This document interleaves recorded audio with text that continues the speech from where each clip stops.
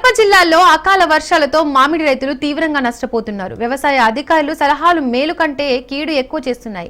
ఇన్ని కష్టాలు దాటుకొని పండించిన పంటను అమ్ముకుందామంటే దళారులు మరీ తక్కువ రేటుకు అడుగుతున్నారు. దీంతో మామిడి రైతులకు నష్టాలు తప్ప లాభాలు వచ్చే పరిస్థితి కనిపించడం లేదు. దీనికి సంబంధించిన మరింత సమాచారం మా ప్రతినిధి సుదర్శన్ రెడ్డి అందిస్తారు.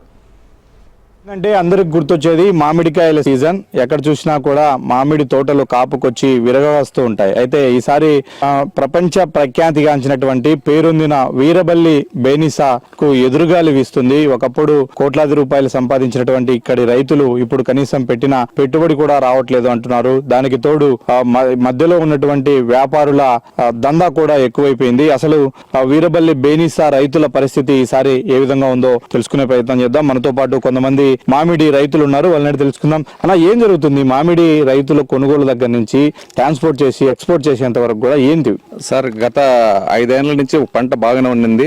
అయితే గత 5 ఏళ్లుగా పంట రావడం లేదు. ఇక్కడ ఒక 5-6 మండీలు ఉన్నాయి. మండీలు కూడా ఒక గిట్టుబాటు ధర లేకుండా వాళ్ళే సిండికేట్ అయిపోయి ఒక రేటు ప్రకటించుకుంటున్నారు.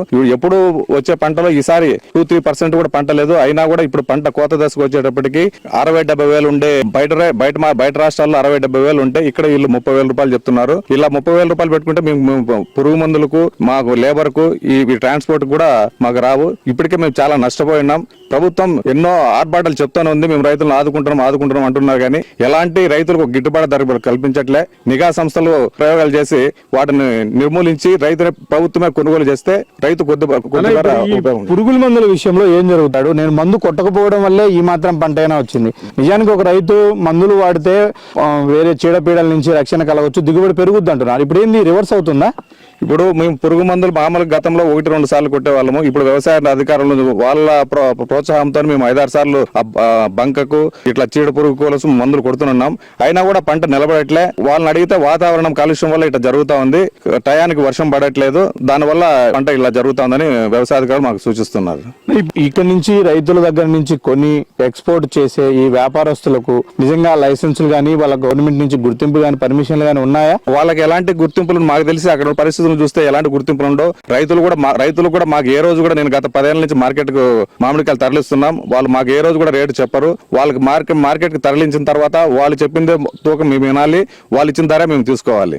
ఎందుకు ఇట్లా అంటే సిండికేట్ ఏమన్నా ఉందా దీని వెనుక? ఇక్కడ సిండికేట్ ఉంది. ఏ ఊరికి పోయినా కూడా అన్ని వాళ్ళే ఒక మండలానికి ఒక యూనిట్ పెట్టుకుని నాయకులు అండదండలతో సరైన ధర లేకుండా ఏదన్నా వాళ్ళు ఎవరైనా ఫిర్యాదు చేసినా కూడా వారిపైన చర్యలు తీసుకున్నట్టుగా రైతులే కనీసం ఏదో ఒకటి వచ్చిన కాడికి చాలనే కాడికి పరిస్థితి తెచ్చిపెడుతున్నారు. ప్రభుత్వం పట్టించుకోకపోవడంతో దురదృష్టం జరుగుతోంది. ఇది మొత్తం మీద రైతులు అన్ని విధాలుగాను నష్టపోతూ ఉన్నారు.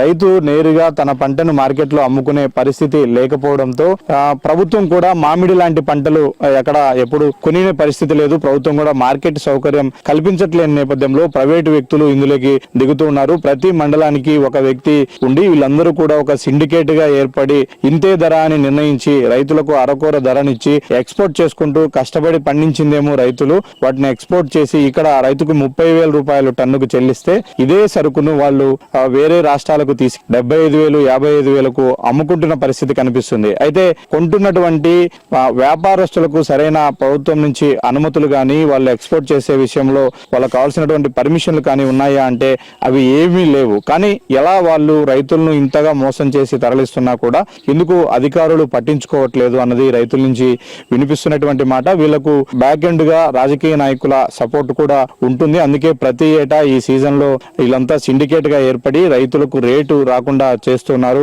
ఒకవైపు వ్యవసాయ అధికారులు పురుగుల మందు వాడండి అని వాళ్లే సూచిస్తారు, వాడిన తర్వాత సరైన దిగుబడి రాదు. అంటే ఇక్కడ కూడా వ్యవసాయ అధికారులు ఖచ్చితంగా పురుగు మందులు అమ్మేటువంటి కంపెనీలకు దాసోహం అవుతున్నారు అన్నది స్పష్టంగా అర్థమవుతుంది. అంటే ఒక రైతు వ్యవసాయానికి వాడేటువంటి పురుగు మందుల దగ్గర నుంచి చివరికి తన పంట పండించి అమ్ముకునేంత వరకు కూడా ప్రతి దశలోనూ ప్రైవేటు వ్యక్తులకే అధికారులు, రాజకీయ నాయకులు, ప్రభుత్వాలు కొమ్ముగాస్తూ ఉంటే రైతుకు ఏ దశలోనూ ప్రభుత్వం అండగా నిలవకపోతే ఏ విధంగా వ్యవసాయం చేయాలి అన్నది రైతుల నుంచి వినిపిస్తున్నటువంటి మాట. ఇప్పటికైనా ప్రభుత్వం ఈ విషయాలపైన దృష్టి పెట్టాలి, మామిడి రైతులను ఆదుకునే ప్రయత్నం చేయాలని రైతులు డిమాండ్ చేస్తున్నారు. వీడియో జర్నలిస్టు నాగమరెడ్డితో సుదర్శన్ రెడ్డి, రాజ్ న్యూస్, వీరబల్లి.